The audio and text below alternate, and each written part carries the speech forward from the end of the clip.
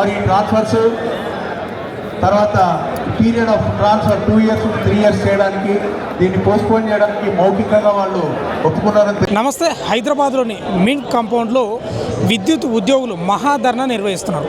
ఇది సెక్రటేరియట్ వెనుక భాగంలోనే ఉంటుంది.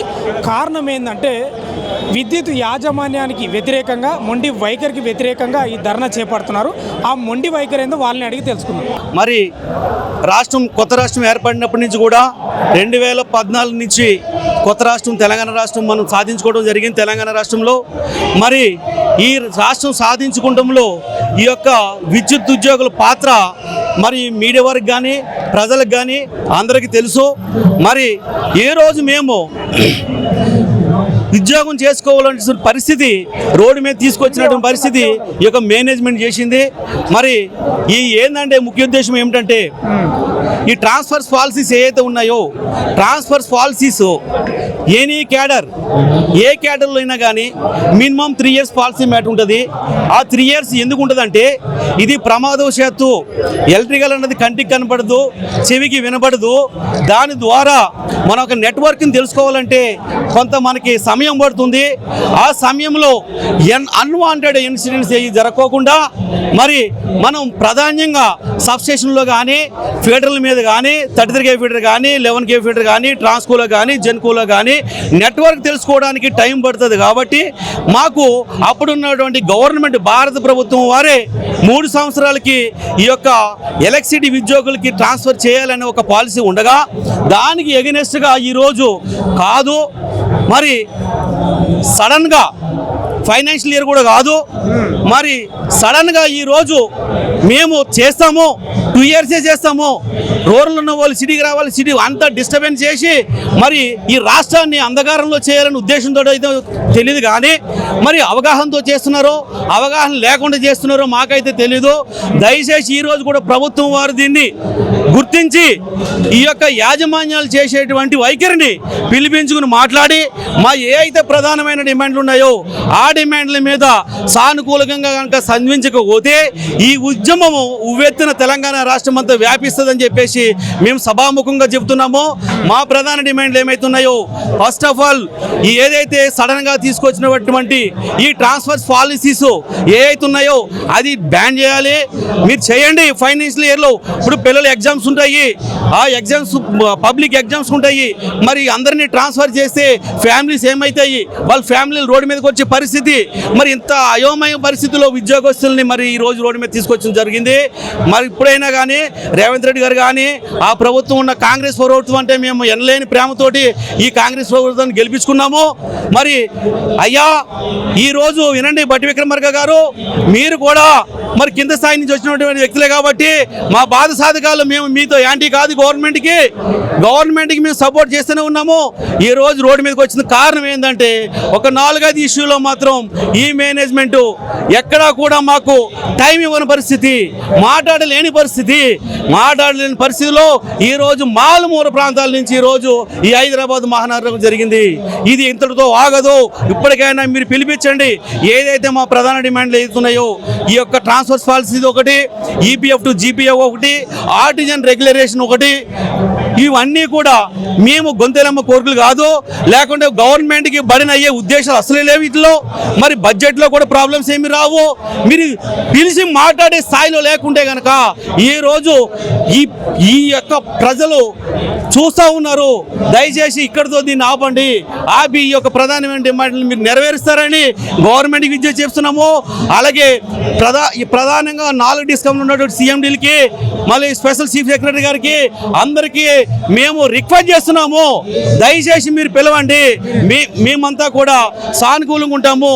ఉద్యోగస్తులుగా రోడ్డు మీదకి వచ్చి ధర్నాలు చేసే పరిస్థితి మాది కాదు. ఉద్యోగస్తులుగా ఉద్యోగం చేసే మా బాధ్యతని నిర్వర్తిస్తున్నాము. దానికి కారణం మీరే కాబట్టి దయచేసి దీన్ని ఇప్పటికైనా మీరు నిర్వహించుకోవాలని చెప్పేసి పిలిచి మాట్లాడి మా ప్రాబ్లమ్ సాల్వ్ చేయాలని చెప్పేసి మేమంతా కూడా కోరుకుంటున్నాము. జై తెలంగాణ. మీరేం చెప్తారండి?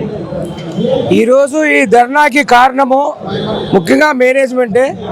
ఈ ట్రాన్స్ఫర్ విషయంలో ఒక 3 నెలలు ఆగమన్నారు చేసి దాన్ని మొండి వైఖరిగా ఇంత పబ్లిక్ను ఈరోజు ఇంతమంది ఎంప్లాయీస్ రోడ్డు మీదకి వచ్చే కారణం మేనేజ్మెంటే.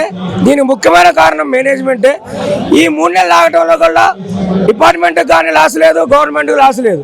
కావాలని ఈ ప్రక్రియని ఇలా ఎంప్లాయీస్ని కూడా బ్లేమ్ చేయడానికి, అదేవిధంగా ప్రజలకు కూడా ఇబ్బందికరంగా జరుగుతుంది కాబట్టి మన మేనేజ్మెంట్ సిఎండి గారు దీన్ని ముందుగా అందరినీ పిలిచి, మీ జేఏసీ నాయకులను పిలిచి ఇది సానుకూలంగా పరిశీలిస్తేనే ఇది ఆగుతుంది.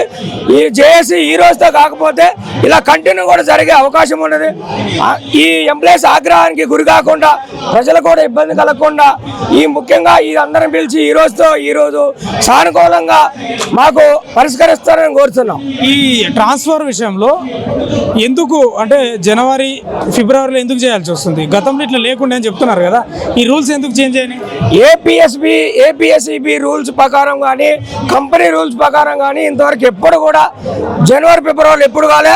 లాస్ట్ ఇయర్ కూడా ఎప్పుడూ జరగనట్టు నవంబర్లో జరిగినాయి. ఇది ఎప్పుడు కూడా ఈ సంస్థలో ఇంతవరకు కూడా ఎప్పుడో జరగని నిర్ణయాలు తీసుకుంటున్నారు. ఈ జనవరి లెవెల్లో, ఈ ఫిబ్రవరి నెలలో కూడా ఎగ్జామ్స్ ఉంటాయి పిల్లలకి.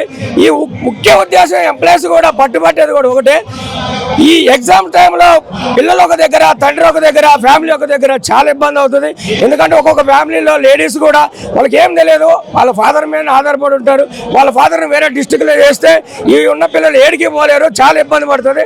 జేఏసీ కూడా అడిగింది ఒకటే, ట్రాన్స్ఫర్ చేయండి, ఇప్పుడు కాదు, మే జూన్లో ఎప్పుడైతే చేస్తారో రెగ్యులర్గా చేయండి అని అడుగుతున్నారు. ప్రధాన డిమాండ్. దానివల్ల ఇంత ప్రాబ్లం అవుతుంది.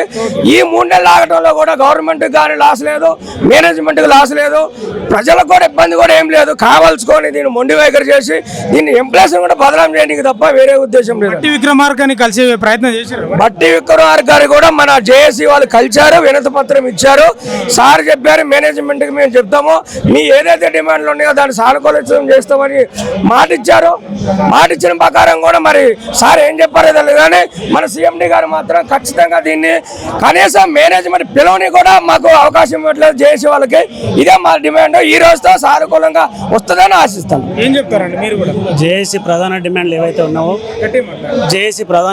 ఏవైతే ఉన్నాయో అవి తొందరగా మాకు సిఎండి గారు కానీ సీఎం లెవెల్లో కానీ తొందరగా రెక్టిఫై చేసి ఎంప్లాయీలను ఇబ్బంది పెట్టకుండా, ఇంకా అవసరమైతే ఈ ఉద్యమం ఇప్పటివరకే కాదు, ఇప్పటివరకు కొనసాగుతుంది, ఇంకా ఉధృతంగా చేస్తాం. పెద్ద మొత్తంలో ఎంప్లాయీస్ వస్తారు ఇక్కడికి. మీ డిమాండ్ చెప్పండి. మా ప్రధానమైన డిమాండ్ వచ్చేసి ట్రాన్స్ఫర్స్ వచ్చేసి ఎప్పటిలాగా జూన్ జూలైలో ట్రాన్స్ఫర్ చేయాలి. అది ఇప్పుడు చేయడం విరుద్ధము. పిల్లలకు ఎడ్యుకేషన్ పరంగా కానీ చాలా ఇబ్బంది అవుతుంది. కావున సిఎండి గారు కానీ సీఎం గారు కానీ దీన్ని ఇమ్మీడియట్లీ చర్య తీసుకోవాలని మీరేం చెప్తారండి? ప్రధానంగా ఈ ట్రాన్స్ఫర్స్ విషయానికి వచ్చేసరికి జనవరి ఫిబ్రవరి నెల అనేది అసలు ఈ పవర్ సెక్టార్లో ఎప్పుడూ లేని విధంగా యాజమాన్యం ఏకపక్ష నిర్ణయాలు తీసుకోవడం సరైనది కాదు. ట్రాన్స్ఫర్స్ రద్దు చేయమనట్లేదు. ఏ జేఏసీ అయినా, ఏ సంఘ నాయకులైనా చేయండి, కానీ రెగ్యులర్గా చేస్తున్నటువంటి ఎప్పుడైతే ఉందో మే జూన్ నెలలో ఏదైతే ఉందో దాన్ని మీరు కంటిన్యూ చేయండి. ఇంకోటి 2 సంవత్సరాల కాల పరిమితిలోనే ట్రాన్స్ఫర్ చేయాలంటున్నారు.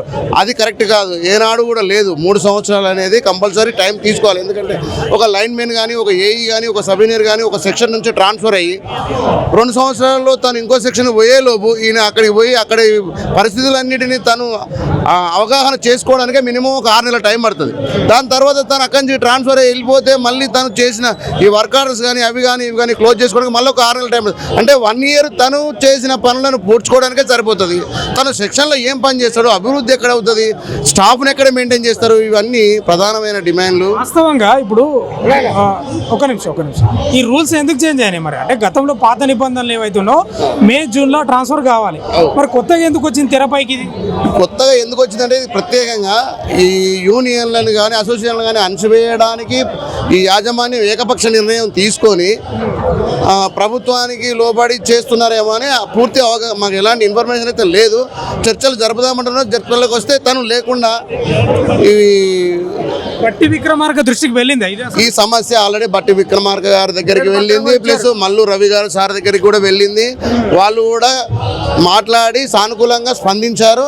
మీ ప్రాబ్లమ్స్ ఏవైతే ఉన్నాయో మేము సాల్వ్ చేస్తామని చెప్పారు.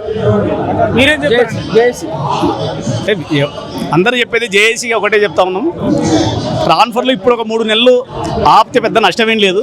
మే జూన్లో ట్రాన్స్ఫర్ చేస్తే ఎవరికి ఎలాంటి ఇబ్బంది ఉండదు అనేది యాజమాన్యానికి చెప్పడం జరిగింది, ప్రభుత్వానికి కూడా చెప్పడం జరిగింది.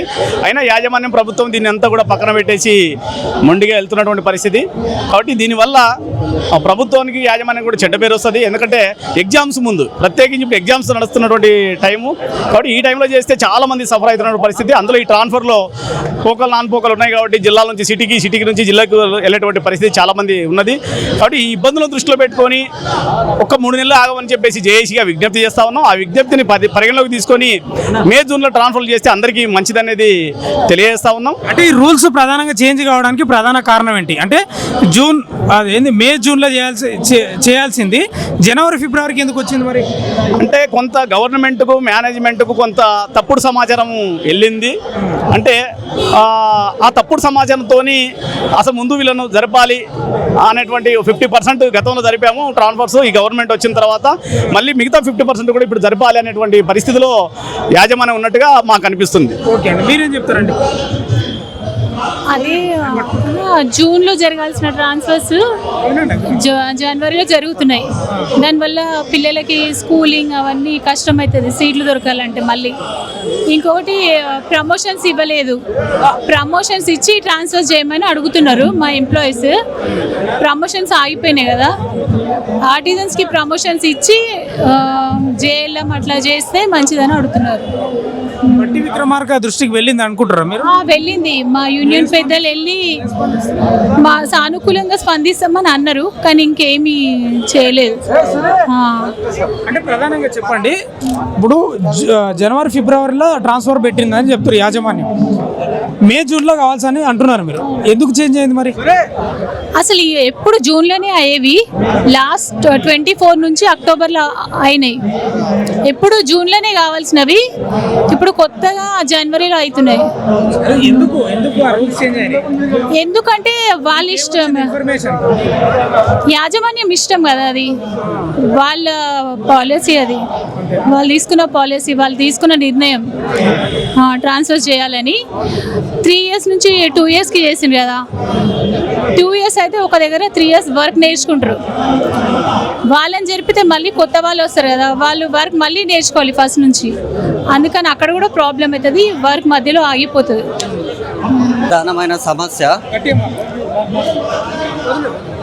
ప్రధానమైన సమస్య ఏంటంటే ప్రమోషన్స్ విషయంలో ఒకటి, రెండవది ట్రాన్స్ఫర్స్ విషయం.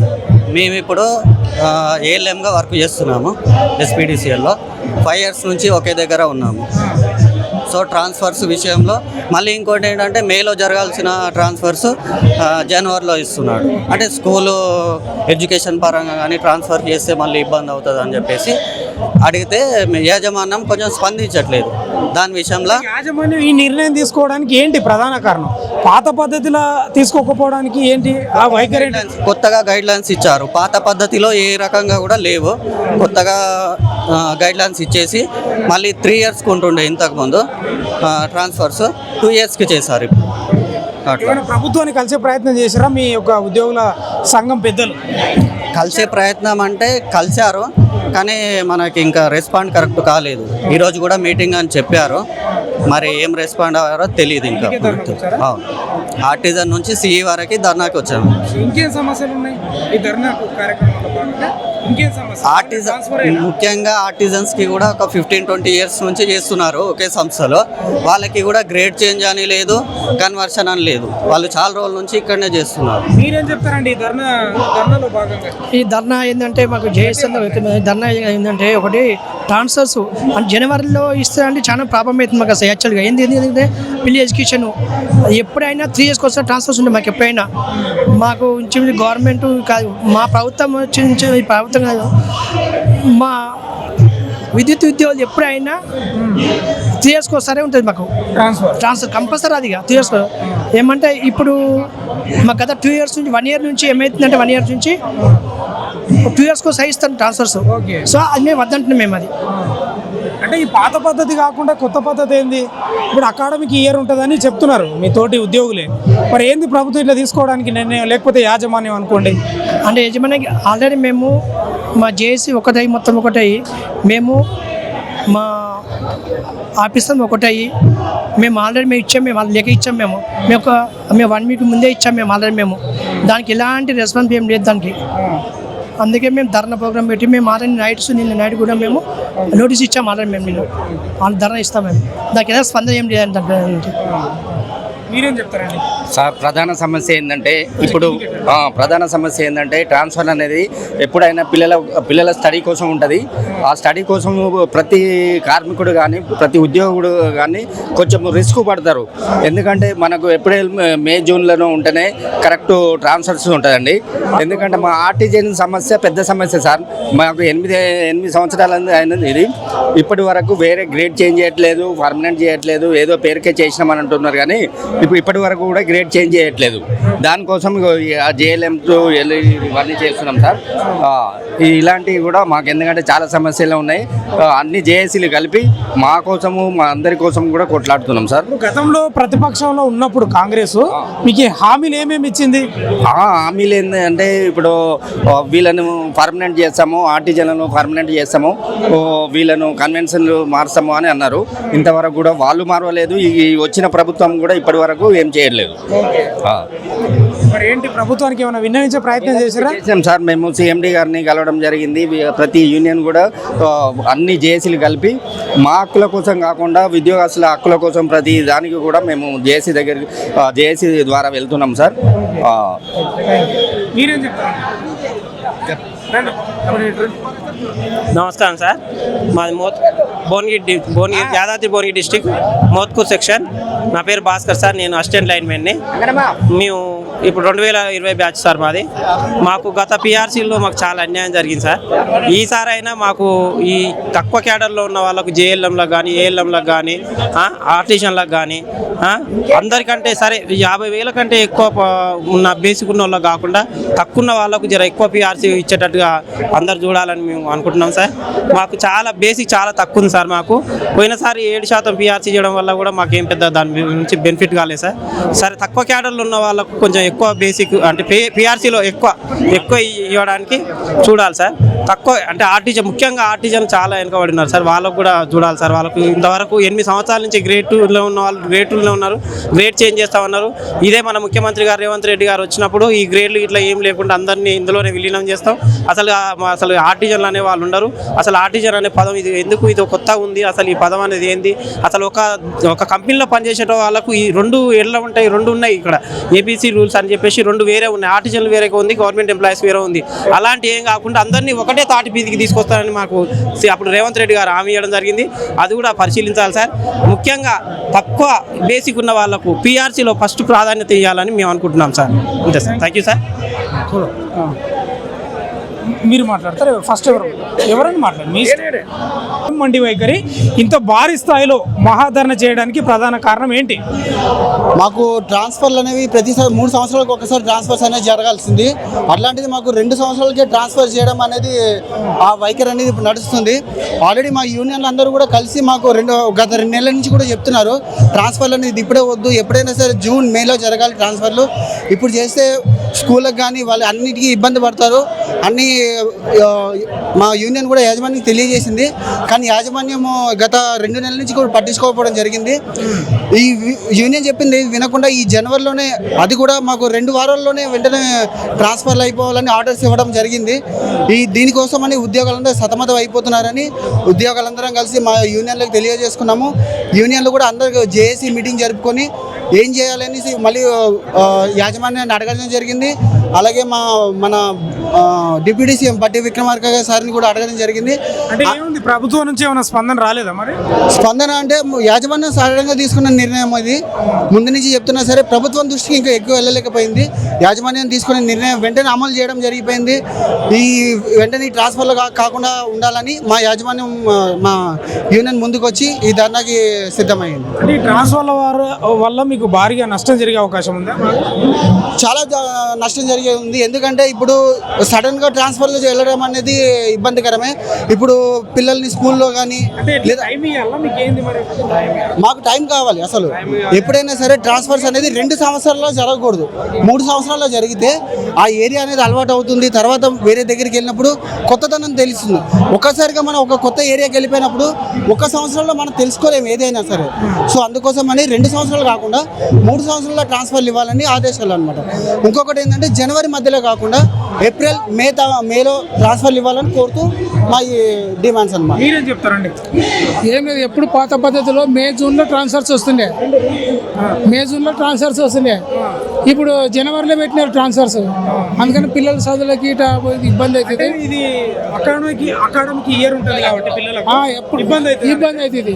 ఎప్పుడు పాత పద్ధతిలో చేయకుండా ఇప్పుడు ఎందుకు అట్లా చేస్తున్నారు? అదే ప్రభుత్వం ఎంత స్పందించడానికి మేము ఆల్ యూనియన్స్ మీటింగ్ పెట్టినాం, ధర్నా పెట్టినాం. ఆల్ జేఏసీ కలిపి అదే ప్రధాన డిమాండ్. మళ్ళీ రెండోది ఈపీఎఫ్ టు జీపీఎఫ్. ఇప్పుడు ఈపీఎఫ్ ఉంది కదా, ఇంతవరకు జీపీఎఫ్ చేస్తామని చెప్పి ఎన్నిసార్లు చెప్పినా స్పందించలేదు. అంటే నేను ఏమంటే ఈ పాత పద్ధతిలో ఎందుకు కొనసాగిస్తలేరు? ఎందుకు ఇట్లా రూల్స్ చేంజ్ అయ్యాయి? అట్లా చేంజ్ చేసినందుకే మేము ఆల్ యూనియన్స్ కలిసి ధర్నా చేస్తున్నాం. పాత పద్ధతిలో పెట్టింటే ఏం కాకుండా.